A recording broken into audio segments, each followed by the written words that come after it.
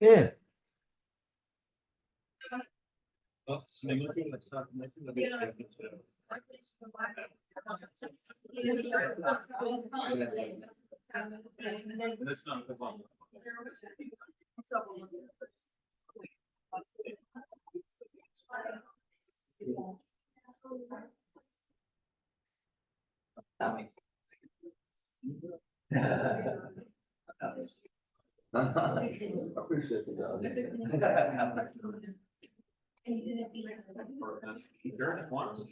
There.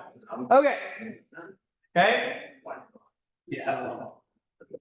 So we'll just do a little bit of kind of initial lead in, and I'm going to hit some of the cardiovascular stuff. So we've been talking about, on the slides at least, the metabolic side of things. Fat type conversion, increases in mitochondria, okay? And why are those things? We talked about changes in lactate threshold. Why are those things going to lead to increased performance? Well, we get decreased fatigue, right? We had mentioned the other day that when you have more mitochondria, you use more fat. When you use fat, you don't use blood glucose, you don't use muscle glycogen. Therefore, as many of you so eloquently pointed out on your test, we don't get central fatigue. Okay, so those are going to be some of those things. Short duration exercise stuff is a little bit wonky in the midst of this, so we will we'll sort of see where we go there. Okay, so I want the thing on the top to go away. How do I make that go away? We look on the ventilatory side. Okay. The big thing with ventilation, and the reason why I find it just wildly uninteresting, is that things don't change. Okay. Every one of you in this room has a pulmonary capacity that vastly exceeds your ability from a cardiovascular and a metabolic standpoint to take advantage of. So while you may think that breathing is limiting you at some point, it's really not. Okay. So at rest, when you're trained, there's no differences in pulmonary ventilation. Basically none. Okay. During submaximal exercise below lactate threshold or ventilatory threshold where we start to buffer, there's no change. It's the same. Okay. Above ventilatory threshold. How many of you guys have been through? I know some of you have, because you say many things about me in there. And count how many times I yawn and whatnot in my video, which just tells you how much I love the ventilatory thing. Who remembers what happens at ventilatory threshold if you've looked at this? Anybody remember? What happens at T-vent? Okay. No one wants to volunteer. Okay. So if we graph ventilation against oxygen consumption, right? They sort of do this. There's this line where it goes up. As intensity and energy use goes up, ventilation goes up, right? We got to bring in more oxygen to match what we're using. Not a big deal.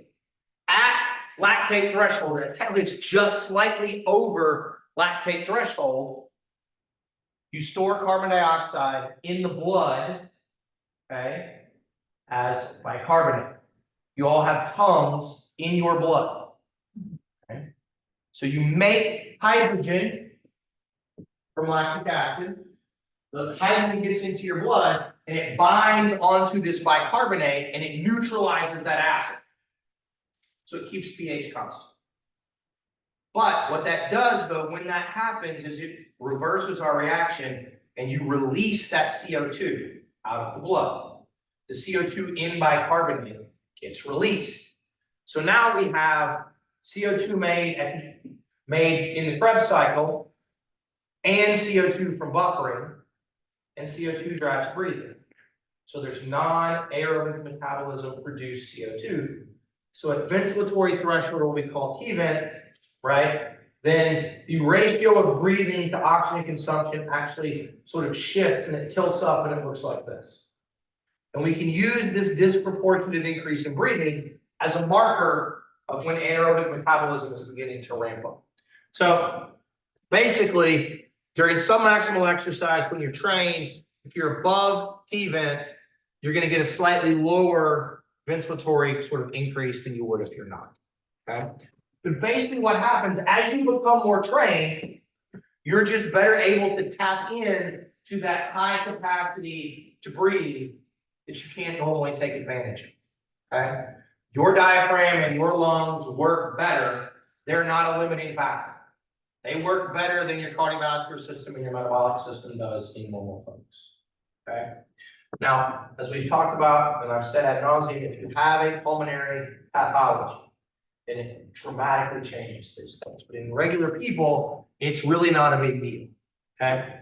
At maximal exercise, if you look at their pulmonary stuff, their max ventilation goes up in proportion to how much their max VO2 goes up. But that's really just a consequence of VO2 goes up, so you can use more, you can keep going to be able to allow that increase in ventilation. Okay.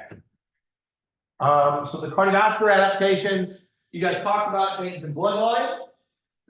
Immediately work out today, bigger blood volume tomorrow and the next day. Okay. It's right at the edge of what we can measure, but it's true. Okay. Plasma volume goes up first, and then eventually red cell count will try to catch up. Okay. I've got a good graph or a good cartoon of that in the next slide. The mechanism behind the increase in blood volume is this. I'm going to use this word. I don't remember where I saw this, but I thought it was a really apt description. Okay. We call it a persistent acute effect. What that means is work out today, you get an acute effect where it goes up for a couple of days. Okay. But then if you work out within the next couple of days, you get the acute effect again. So as long as you continue to exercise every few days, that change persists. Okay. That change persists. And this is driven by antidiuretic hormone and aldosterone changes with exercise or after exercise in response to sweat for the most part.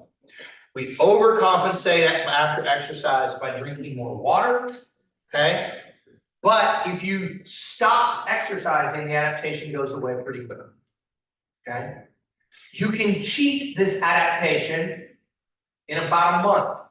All you got to do is go. You can't lay by the pool, I'm sorry, but just go and walk around the pool for an hour and then jump in the pool, okay? When you become acclimatized to elevated temperatures, all you have to do is basically walk when it's hot out for about an hour at a time, and you get an expansion of your blood volume. So you've got more plasma to sweat out and help yourself keep cool, okay?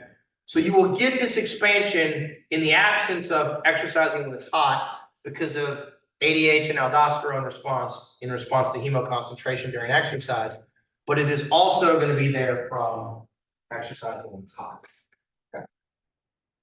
So if you're a winter Olympian, let's just say a cross-country skier, it's actually of some benefit to train sometimes, or go sit in a sauna and train, so you can continue to get this expansion of your plasma volume, which drives increases in preload and increases in stroke volume and increases in cardiac output. Okay.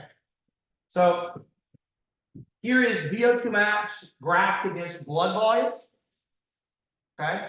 We measure everybody in class's blood volume. We measure your VO2 max, and you see this very, very, very nice, relatively linear increase. As blood volume goes up, VO2 max goes up. Okay. A lot of this is driven by training. You have a larger blood volume because you train more. Like those two things are linked in some ways. But more blood, greater venous return, greater stroke volume, larger VO2 max. Okay. And you can maybe go up 20 or 25%. So if you're a 4 or 5 liter of blood person, you can add about a liter. Okay. This is a graph that's from multiple studies, but it's showing the percent change or the percent delta, the percent change in total blood volume, in plasma volume, and then in red cell volume. And what you guys will note, right, is that here we're going to start. Here's our days of training. we get this big spike initially in plasma volume, right? It goes up about 20%. Then there's this lag down here in red cell count. Takes about 3 weeks to begin synthesizing measurable increases in red cell count. And then eventually that big increase in plasma volume dips back down a little bit. And then we're going to end up at about, in this range right here. Okay. So plasma first, red cells second. And that's going to be kind of what we're going to see from a blood volume standpoint. Okay. We talked about AVO2 diff. It goes up, right? Because you have more mitochondria and you have more capillaries. That's the big take home. Okay. Not a big change at rest because it doesn't matter. You're still getting enough oxygen. Not a big change during submaximal, but during max exercise, it goes up. More muscle, more capillaries, more mitochondria to extract oxygen. Okay. No real changes in blood pressure unless you're hypertensive. Okay. Which is weird, but that's the way that it is. This is like my second favorite graph ever, which is why I put it in here. But the adaptations here, we didn't really talk about this on our big list on the board.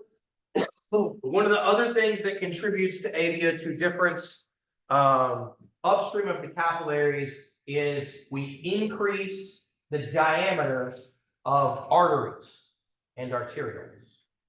Okay. And so what you can see, this graph shows people on a spectrum of physical activity. Baseline is right here. And here we've got 8 weeks, 12 weeks of aerobic training in a previously sedentary person.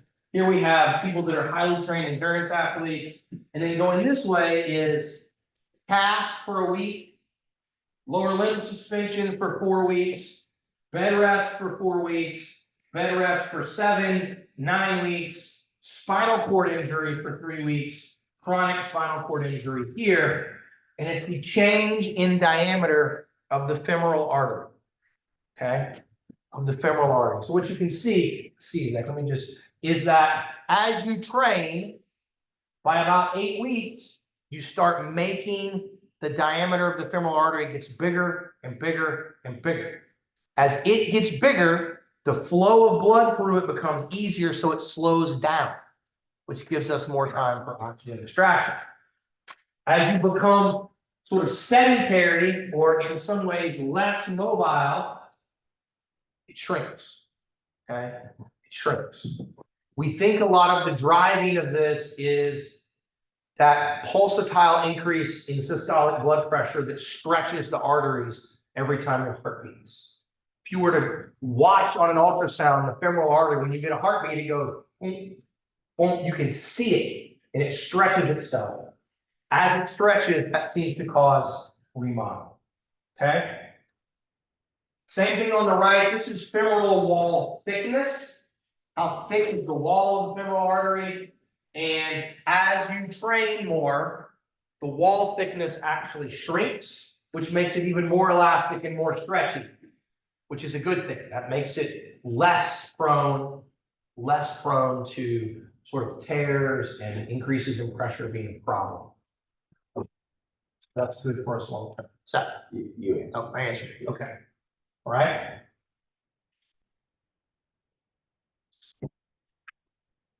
Okay. So, how are we going to get this? Again, you guys don't have to know all of these sorts of things, but I just want you to see the complicated signaling pathway. But basically what we're going to get, but I want you all to know from all of this, is it's mechanotransduction. It's this stretching out as we get increases in pressure with every heartbeat.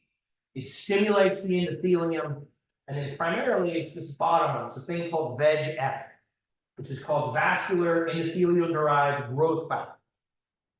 And VEGF, if I just inject you with VEGF, you get new and bigger blood vessels. So it's really, really important. This again is one of the problems of atherosclerosis. You have atherosclerosis, it covers the endothelium on the inside of your blood vessels, and it makes them stiffer so they do not respond correctly to those pulsatile changes in pressure every time the heart beats. And so as that happens, then you don't stimulate these signaling pathways and you cannot remodel and make the vessel wider. Right? So this is why atherosclerosis is so dangerous. Okay. Okay. So we talked about capillaries, right? A lot. Same kind of things. When you train, you get more. It does seem to be fiber type specific. 1s and 2As have a greater capacity. It's probably, again, stimulated by nitric oxide, VEGF, and pressure, especially putting blood through the capillaries, which is what happens when you exercise more. Kind of raises the pressure in those capillaries, and that drives, let's make more capillaries so that we can lower the pressure in any. Okay. So that's what we've got there. We're basically at the end. This graph was published in 2011, but it's from data from the 1970s. And it's max VO2 on the x-axis, and it's capillary to fiber ratio. So this is basically capillary density. Okay. And there's different studies, they combine some data. What you can see is there's this relatively linear increase, right? People that have a higher VO2 max have more capillaries per fiber size than people with lower VO2 max. So again, this comes into a VO2 difference, okay? All right, we'll stop here. On Wednesday, I'll give back Ted. We'll cover the last couple of slides. We'll do a review game. One last thing, and I'll give you guys time on Wednesday for this, but we'll do it before we get back to test. You're not that missed that. Please take the course reflection survey. Okay, I will put the link to it on Canvas. I know you guys have been emailed. Please take it. Okay, it's completely anonymous. I won't see it till the middle of summer, but it's helpful in trying to guide what we do in 55. All right, thanks, guys. Yes, I need your assignment. I need your assignment, please. Okay. Yeah.